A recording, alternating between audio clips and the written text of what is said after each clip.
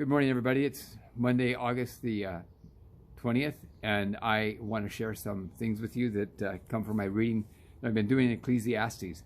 I'm on the 7th chapter, and it's been a really good study for this particular time. The book of Ecclesiastes being written by a man who was in his later years, and looking back on his life and thinking, I've learned some things, I know some stuff, and I want to share that with you, encouraging us to not give up the meaningful for what he considers the meaningless. All the chasing around and chasing after the wind, as he says. In chapter 7, though, I came up on this verse and the following verse, but I'm going to read these two verses to you and then come back to the one. It says, "Sorrow is better than laughter, because a sad face is good for the heart. The heart of the wise is in the house of mourning, but the heart of fools is in the house of pleasure." That first verse there, verse 3, sorrow is better than laughter because a sad face is good for the heart. I really had to think about that. I was going, my first thought was, where does that place joy? Because we're told that we should have joy in our hearts, and joy comes not from the circumstances and the things that we're going through, the situation, but joy comes from deep within, and particularly for us, it comes from a relationship with Christ. That in all things that we know that God is working all things out, that He is good, and that Christ is always there for us, and so we have that joy that can sustain us.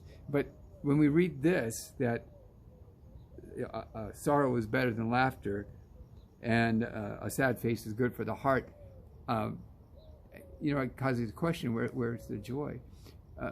I think the joy is still there. The joy is always with us. It does sustain us, but we need to also face the fact of sorrow, and that there is sadness, and that's a reality, and a lot of us feel that reality right now. We feel that sadness and that sorrow, and it's a very strong reality for us. But our stronger reality is that there is a love of God. There is a faith that we have. There's something in our hearts that can cause us to deal with the sorrow, help us to deal with the sorrow better than we think we can.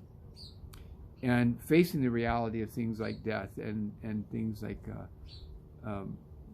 sorrow and illness and that's going on right now, and as the numbers keep getting higher and we hear the count almost every day, that when we deal with that it is good for our hearts in the sense that it turns our hearts towards God, or at least it should, just to turn our hearts toward God and say, God, you're going to have to tell me why. You're going to have to help me through this. You're going to have to help me understand what may be going on. And I think that's the ultimate reality, is that there is a God who looks at us and says, I've got this, and I've got you, and I'm keeping you, and I will. I hope this will help you set a tone for this week, that you will turn your hearts towards God even as we face the sorrow. And I pray that for you, that this will be a different week for you, whatever that may mean for you in particular. God bless you and keep you.